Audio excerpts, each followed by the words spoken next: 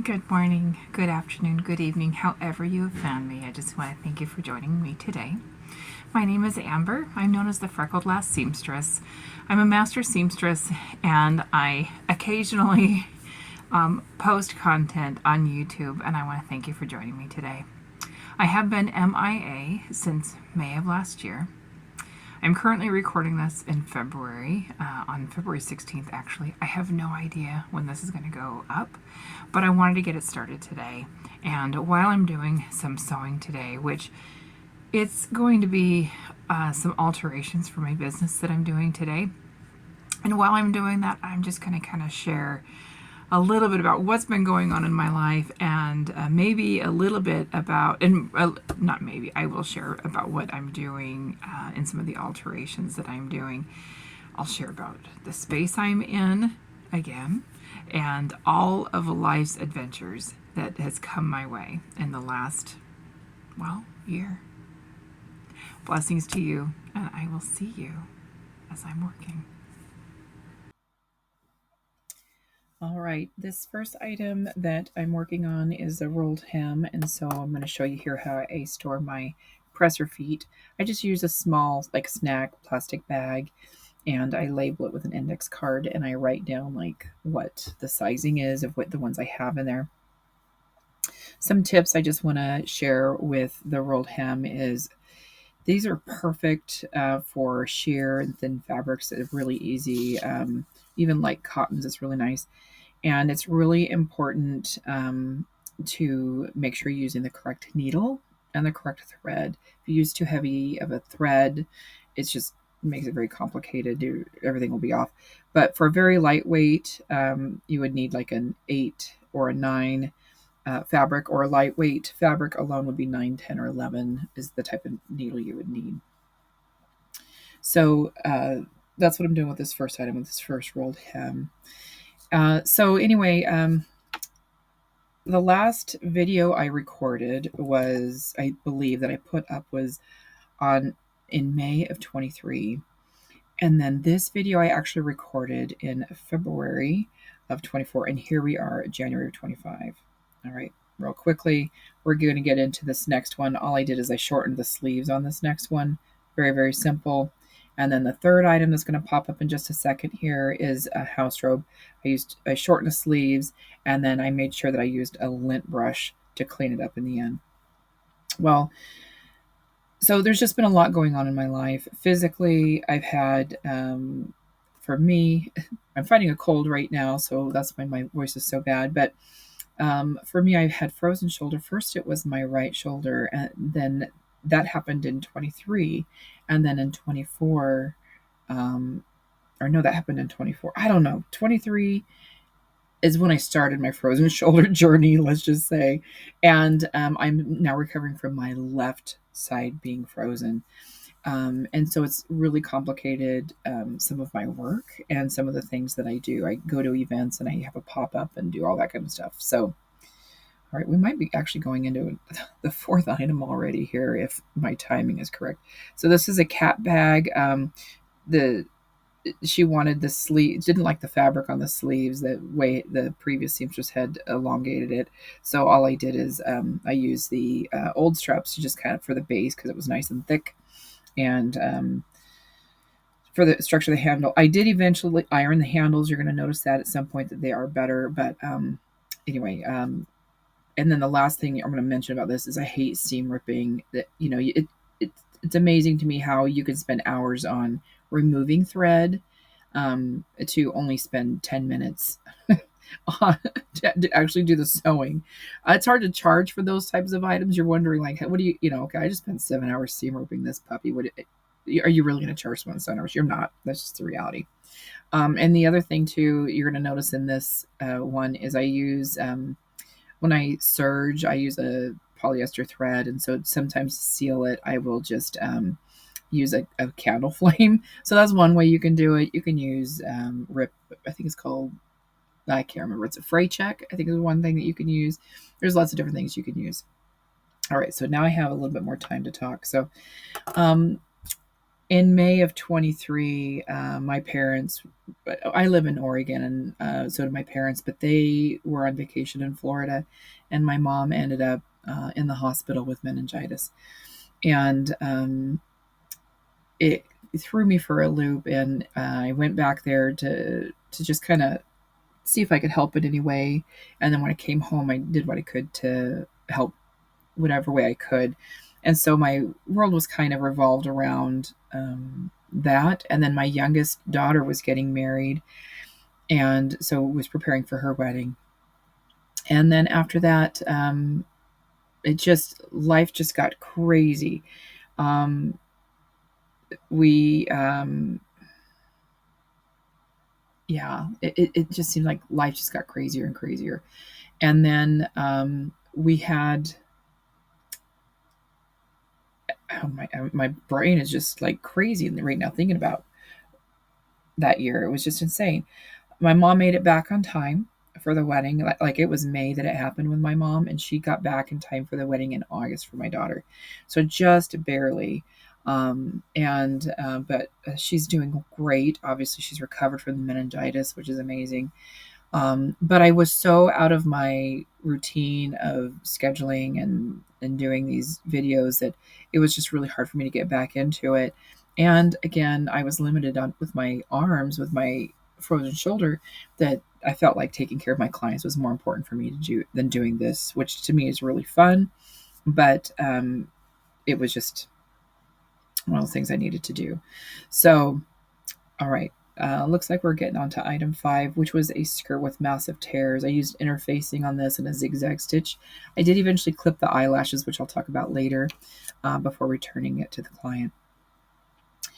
Now, as we approached Thanksgiving, I was getting ready to go to my mom's, and she gave me a phone call and said that my oldest sister was in the hospital, and she needed me to go because everyone else was there at my mom's.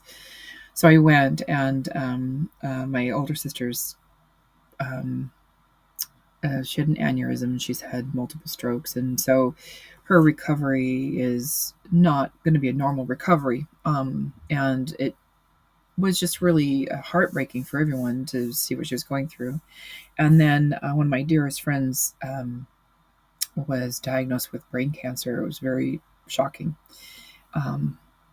And she passed away very quickly, January 4th, just right before I started recording this video. All right, here we go. This bag, we're going to talk about this bag real quick. A client glued it where it was separating, and I picked at it, and I used acetone and all this kind of stuff to remove what I could, but I ended up deciding to just cover the fabric. Anyway, so it was just a year and a half of crazy.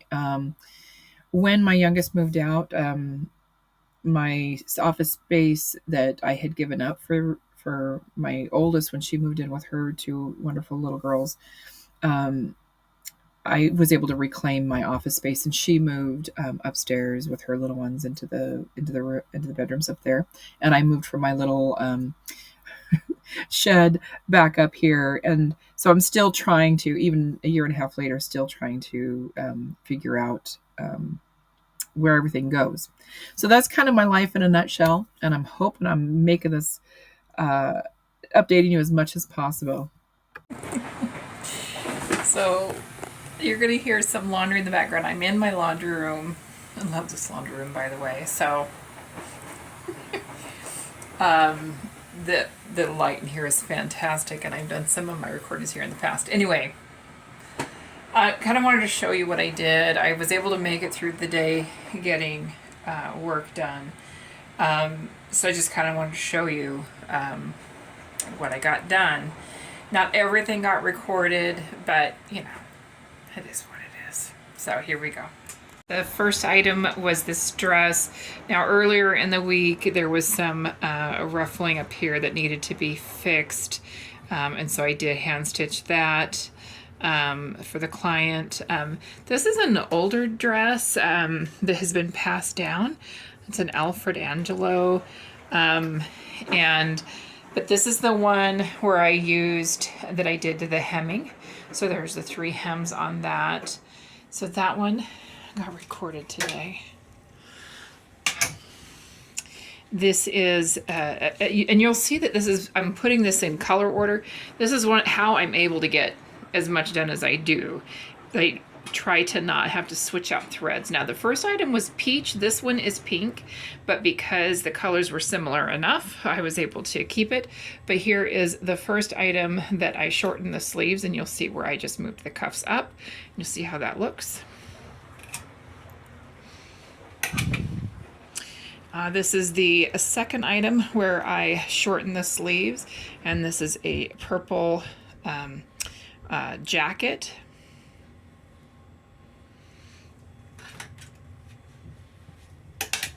And this is the robe that I was struggling with, and originally I was trying to figure out how to do those sleeves, how the original ones were done, and then I realized how simple it was. Again, this is purple, so therefore I kept the purple thread on. So 2 peach and then 2 pink, or let's see, then 2 purple. Sorry, boy, my brain. See, I'm tired. Then I went on to this bag for this client because I was going to meet up with her tomorrow, or I'm going to meet up with her tomorrow, and she's the one that wanted the straps replaced. And the thread was black, so that's when I switched to black thread. Even though this is blue, I switched to black thread and did this up in black. So that was basically recreating those handles and using black thread. I started recording this but did not finish, and this was just fixing that zipper, and here is what I did as best I could. The zipper didn't need to be replaced, but this is a way to inexpensively fix the zipper. The issue was it was separating up top and then trying to hide some of that glue that I could not get out. And then I tightened the zipper, and I have a tool to tighten the zipper without destroying it so that the bag doesn't separate. And then I think I got the mending on the inside of this jacket where it was a pocket that needed to be fixed. I'm sure we got this one on there. I remember recording this one. Let's see, it's on the other side. And it looks like this skirt was mended once before by the client. But this was, so I showed you how to, so a one way to mend something like this. So you'll see that the light will catch. But you can see on the back where it looks like she's mended it before on her own. But this is for a client who is wheelchair bound and loves long skirts. And so using the interfacing on the back and then doing the zigzag stitch. And you see the little eyelashes are showing there from the fabric, but you know, it happens when you're doing a mend like that. This did not get on camera. This is batteries died, etc. But this was a patch for a client. He's a client that comes to me quite often. This is just an iron-on patch. There's a hole here. It's just an iron-on patch, and then I do a zigzag stitch over the edges just to kind of reinforce it. But he wears out his right knee. So anyway, so that's one way to do that. And then this is the last item I worked on, and then this one was shortening sleeves again. And this one was an interesting one because, you know, whenever you take apart different items, and this was, you know, a type of uniform made by a uniform company, when you remove items, how that happens. And I did not record any of this, how I did this one, but it was very simple. I basically cut it, stitched the lining, and then folded the top and top stitched the top down. So it was nothing fancy. Phew, what a day. I did not think I would make it through. I was able to work on 10 pieces today, and I think I started around 9 this morning, and it's 4:30, so that's not too bad. that's good timing. Those alterations for gosh, I have to stop and count. There is still, I still have other alterations to work on. I have stuff going on all the time. My table behind me, the purpose of that table is to hold current projects, but you know, we'll talk about that more another time. But the purpose of today was to kind of catch up, share with you what's been going on in my life, and maybe in the midst of it, share with you some of the tips of maybe some of the stuff that I'm working on while I'm working on them. Thanks for coming, and my goal is to get back into it with us. I did this for fun. It was a joy for me.